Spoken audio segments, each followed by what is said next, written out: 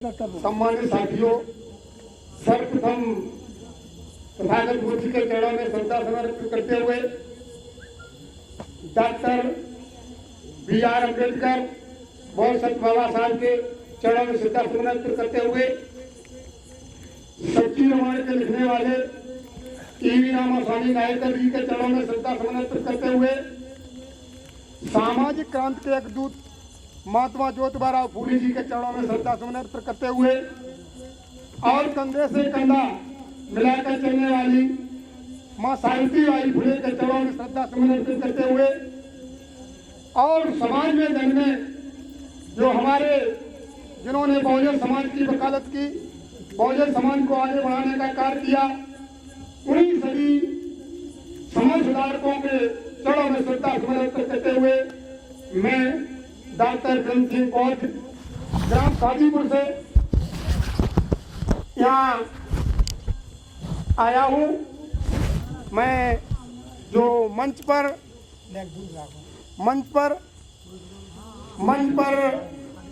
संगम के चरणों में श्रद्धा समर्पित करते हुए और जो भी मंच पर बैठे मंचासीन सभी का बहुत आभार व्यक्त करते हुए और यहाँ का जो कार्यक्रम करने वाला जो मंडल है उनका भी अभिवादन करते हुए दूर दराज से आए हमारे समाज के बहुजन समाज के सभी महानुभावों, जवान और बच्चों, मैं सभी के सामने आपको जिस प्रकार से अभी भाई साहब ने बताया बहुत, लेकिन शुरुआत में तथागत ने ये कहा, किसी बात को तब मानो तर्कों पे खरी उतर जाए, मन बुद्धि विवेक पे जा करके जब खरी कसौटी लग जाए। लोग ये कहते हैं बाबा साहब का धर्म और बौद्ध धर्म समझ में नहीं आता है।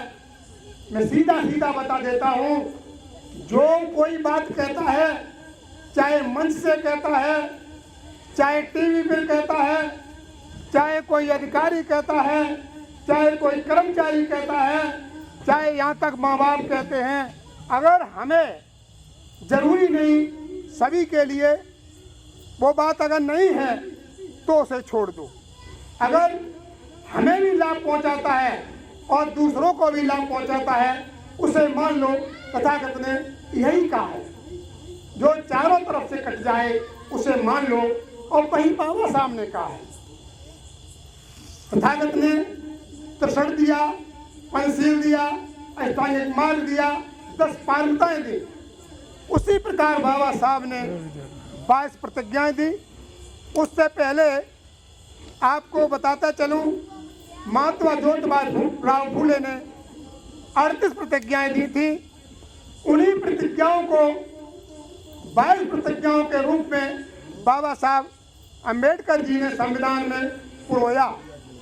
मैं यहाँ ये आह्वान करता हूँ, यहाँ ये बताना चाहता हूँ कि जो हमारे सामने जो लोग बैठे हैं, उनमें जिस वर्ग की भूमिका होनी चाहिए, जिस उम्र की भूमिका होनी चाहिए, वो उम्र इन्वॉल्व कम है। मैं मानता हूँ, मैं जानता हूँ कि 16 से या 14 से और 20-25 वर्ष के जो चाहे बेटी हो चाहे बेटे हो, उनकी भूमिका हमारे समाज के लिए स्वयं भूमिका होती है। क्योंकि हम लोग सुनेंगे, सफेद बालों वाले सुनेंगे, उसके बाद धीरे धीरे कुछ अपने पास रखेंगे और वो मानने को तैयार नहीं था। सबसे बड़ी मैं आह्वान करता हूँ, जहाँ तक मेरी आवाज़ जाए वहाँ तक, चाहे किसी भी जात के हों, चाहे किसी धर्म के हों, अगर बाबा साहब का सुनेंगे, अगर तथागत को सुनेंगे, तो ये पता चल जाएगा वास्तव ने समाज के लिए बाबा साहब ने क्या किया था, तथागत ने क्या नियम बनाए थे जो सभी के लिए एक जैसे थे। जो भाई साहब ने एक बात बताई थी कि हम लोग आरक्षण के समय एक हो जाते हैं, पिछड़े बनते और ऐसी बनते हैं, लेकिन उसके बाद भटक जाते हैं। ये बिल्कुल कट सत्य है, कट सत्य है। लेकिन इसके लिए हमारे बीच भ्रम फैलाया जाता है। उस भ्रम को मैं दूर करने की कोशिश करूंगा। आपको कैसे बताऊंगा? लोग अक्सर कहते हैं, जब हमें जो पिछड़े समाज के लोग हैं, एक दो लोग से हमें ये शिकायत मिली है, वो कहते हैं जब मुझे SC/ST एक्ट लगता है तब मेरा कोई साथ नहीं देता है। मैं उनसे ये कहना चाहता हूँ, जिस ब्राह्मण धर्म ने, जिस ब्राह्मण ने तुम्हारे पुरखों से लेकर आज दिन तक तुमको सब बर्बाद कर दिया, कभी उनका तुमने साथ छोड़ा? क्यों नहीं छोड़ा? क्योंकि तुम गुलाम बने हुए हो। गुलाम एक तरीके के नहीं, गुलाम 3 तरह के होते हैं। एक गुलाम ऐसे लोग होते हैं जो गुलामी सर पर लेकर के चलते हैं। दूसरे गुलाम ये होते हैं जो गुलामों के भी गुलाम होते हैं। हमारे लिए, हमारे समाज में गुलामी करने वालों की कमी नहीं है। वो कैसे गुलाम होंगे? साथियों, में बहुत कठोर बोलता हूँ लेकिन सत्य बोलता हूँ। साथियों, जब चुनाव आता है, हमारे ही बिरादरी का आएगा, जाटव बिरादरी का आएगा, अपना यहाँ मजमा फैलाएगा और कहेगा मैं आपको पूरा पूरा भरोसा दिलाता हूँ, फलानी पार्टी को वोट दीजिए और मैं तुम्हारे साथ रहूँगा। इसी प्रकार से शाक्य बिरादरी का आएगा और कहेगा शाक्य लोगों को सभी का वोट दें, हम तुम्हारे साथ हैं। और हम लोगों को इस प्रकार से अगर पाल समाज का आएगा, हर पार्टी में एक न एक गुलाम बना रखा है जो यहाँ आता है, हम लोगों के वोट लेकर के अपन बैठ जाता है और उसके बाद कोई अता पता नहीं रहता है। मैं आपसे बताना चाहता हूँ, उस व्यक्ति कोई आए, किसी भी जात का आए, उससे ये पूछिए, अगर मेरी व्यक्तिगत बात नहीं, मेरे समाज की बात करेगा या नहीं करेगा। अगर समाज की बात करे तो उसे वोट दें, अन्यथा मना कर दें। हो सकता है थोड़ी देर के लिए वो गुस्सा हो जाए, लेकिन जब सोचेगा शाम को जा करके एक न एक दिन तुम्हारे पास फोन आएगा और तुम्हारा साथी हो जाएगा और नहीं तुम्हारा आएगा नहीं। मैं एक कहानी के द्वारा उसे हम शो करना चाहता हूँ। एक राजा के यहाँ 3 जानवर पले हुए थे। एक कबूतर था, एक मुर्गा था और एक बकरा था। 3 जानवर पले हुए थे। तो किसी न किसी कारणवश राजा की रानी को काले सर्प ने डस लिया। चारों तरफ के बैगी आए, भगत आए, चारों तरफ जैसे ही आए उन्होंने कहा, अगर ऐसा हो, उसी के घर में एक चूहा और था। चूहा था तो जब चूहा को देखा तो राजा एक चूहादानी लाया। चूहादानी लाया और चूहे की जहाँ छेद था वहीं रख दिया। चूंकि कबूतर और मुर्गा और तीसरा था बकरा, तो सबसे पहले चूहा ने कहा, कबूतर से कहा, भाई तुम राजा के बहुत नजदीक हो, मेरी बात को ये बात पहुंचाओ कि ये चूहादानी लाया है, ये मेरे पास न रखे, मैं फंस जाऊंगा और मारा जाऊंगा। कबूतर बोला, हमें उससे क्या लेना देना है, मैं तो उड़ने वाला हूं, तुम फंसोगे। इस प्रकार से कबूतर ने मना कर दिया और वो चूहादानी थी राजा ने घर में रख दी। हुआ न हुआ ये हुआ, उसमें चूहा नहीं फंसा। घर में एक काला नाग रहता था, वो उसी में फंस गया जाके। रानी ने देखा चूहा फंस गया है, बहुत उसने परेशान किया है। रात में ही पिंजड़े को उठाया, जैसे ही रानी उठा रही थी उसने तुरंत डंक मार दिया और रानी बेहोश हो गई। दूर दूर के बैगी आए, बैगी बोले कि अगर कहीं कबूतर मिल जाए तो रानी की जान बच सकती है। तो कबूतर था, राजा बोले कबूतर मेरा पालतू है, बहुत अच्छा है। कबूतर को पकड़ लिया गया और उसकी गर्दन काट दी गई। साथियों, उसके बाद जो बैगी थे उनसे कहा भाई आपने बहुत मेहनत की, आप लोगों की क्या सेवा की जाए। तो उन्होंने कहा अगर हो जाए तो मुर्गा मिल जाए। तो राजा ने कहा मेरे यहाँ मुर्गा पला हुआ है। तो राजा ने मुर्गा को कटवा दिया, मुर्गे की भी जान चली गई।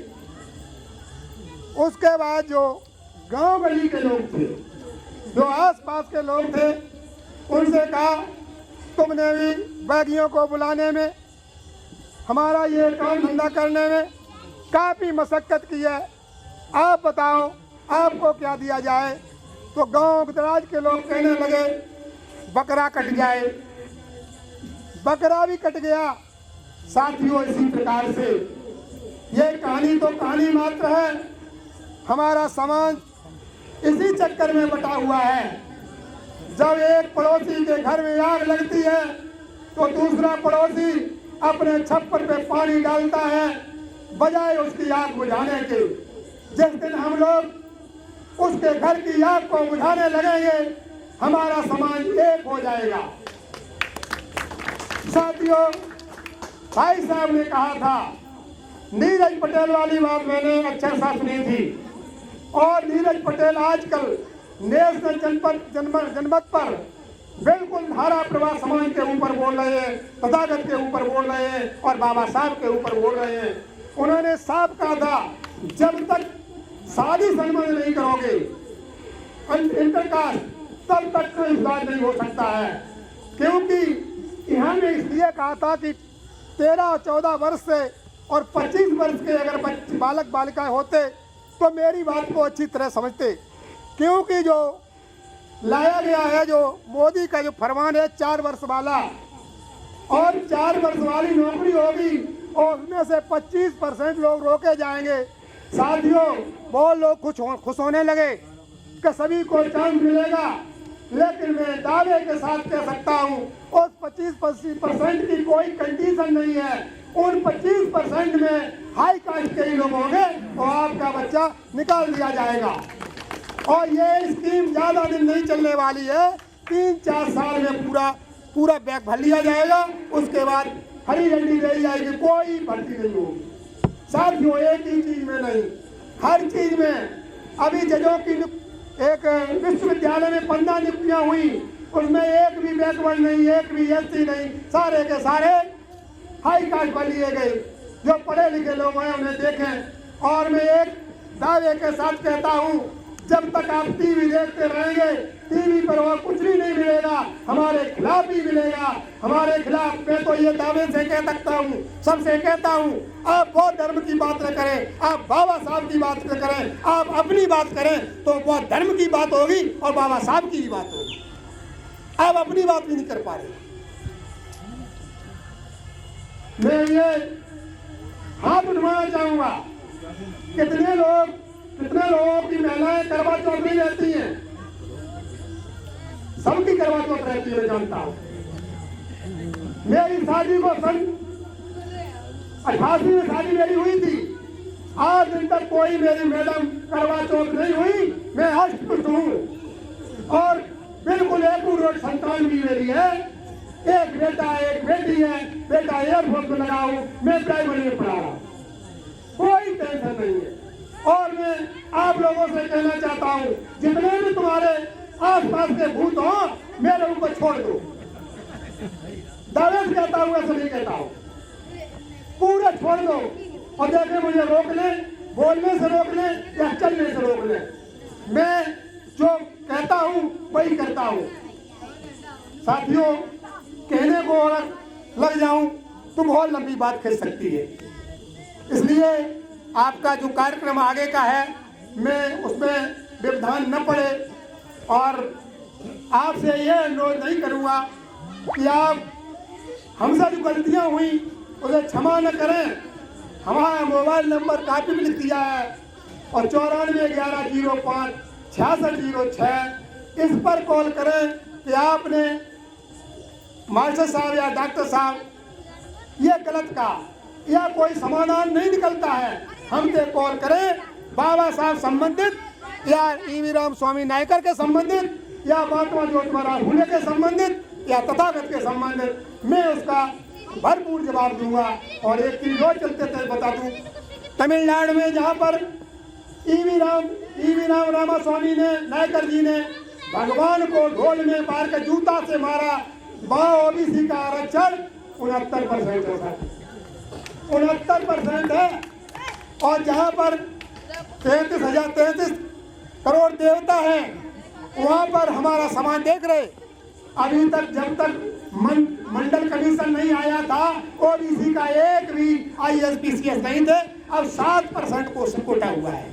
और एक बताते चले, सुप्रीम कोर्ट में कोई, और सुप्रीम कोर्ट में का हाई कोर्ट में भी बहुत कम जज है। एक चीज थोड़ी आपसे भ्रमित हो गई, मैं बता दूं, अब जो एक रमन्ना नहीं, हाँ वो नहीं, दूसरे जज हैं जो आजकल बम्बई हाई कोर्ट में है, उनको सुप्रीम कोर्ट का जज बनाया जाएगा। और ST वर्ग के मात्र एक जज थे, वो केरल में थे, जबकि वरिष्ठता के अनुसार उनकी नियुक्ति हुई थी 1900 के कुछ बाद में, और इनकी हुई थी नियुक्ति 2020 में। लेकिन इन्हें बना दिया गया, इनकी जो एक कमेटी होती है, इनकी सिफारिश की गई, उन्हें छोड़ दिया गया, नियम से नहीं चले। एक चीज और बता दें, जो यू ललित जो हमारे यहाँ आजकल चीफ जस्टिस हैं सुप्रीम कोर्ट के, उनके बेटे को जिसने रजिस्ट्रेशन कराया था 2017 में LLB करने के बाद, उसे योगी सरकार ने वरिष्ठ अधिवक्ताओं की सूची में सुप्रीम कोर्ट में भेज दिया गया है। और किस लिए भेजा गया है? EWS के लिए, EWS की जो सुनवाई चल रही थी उसमें करने के लिए, जबकि 5 साल में जिला कोर्ट में भी बड़ा कोई वकील नहीं बन पाता है, उन्हें वरिष्ठ में भेज दिया। कितना करोगे हम आप जानते ही नहीं। अगर टीवी सुनोगे तो बता देंगे, टीवी में अगर 5 लोग होंगे, एक शर्मा जी होंगे, एक त्रिवेदी होंगे, एक चतुर्वेदी होंगे, एक सिंह होंगे, और लेकिन पार्टियों के अलग अलग होंगे।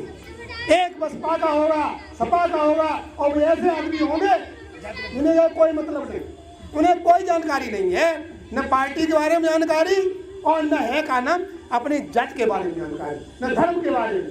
लेकिन हम लोग वो सुनते कहते देखो कितना अच्छा बोला, कितना अच्छा बोला, लेकिन उनसे पूछना बाद में क्या बोला, तब वो कह देंगे हमें जितना अधिकार वही तो बोलूंगा। टीवी देखना बंद कर दो, यूट्यूब पर्याप्त है। यूट्यूब पर हमारे जितने भी, आपने जो प्रोफेसर साहब का नाम, रतनलाल का नाम लिया, लक्ष्मण सिंह यादव का नाम लिया, नील रंजन मनते वो उनका नाम लिया, ये भरपूर मैं तो सीधा कहता हूँ, बता दें आपको, जब भी मैं ट्वीट करता हूँ, यूट्यूब पर लिखता हूँ, हिंदू बनकर कभी तुम अपमान से नहीं बचोगे, अपमानित ही होगा, चाहे कुछ भी होगा। हिंदू बनकर जब तक याद रखना, चाहे SC बनो तो हिंदू नहीं बन पाओगे, हिंदू बनोगे SC नहीं रह पाओगे। इसी तरह OBC के लिए, OBC और जातियां जो है, हिंदू धर्म, हिंदू नहीं बन पाओगे तो OBC का लाभ मिल सकता है, नहीं तो जब सरकारी जगह ही नहीं रहेगी, आरक्षण क्या रहेगा। सब पूरा का पूरा समाप्त होकर चला गया। मैं इन्हीं शब्दों के साथ पुनः तथागत के चरणों में श्रद्धा सुमन अर्पित करते और बाबा साहब के चरणों में श्रद्धा सुमन अर्पित करते हुए और यहाँ के आयोजन समिति का बहुत बहुत आभार व्यक्त करते हुए अपनी वाणी को विराम देता हूँ। जय भीम, नमो बुद्धाय, साध साध साध।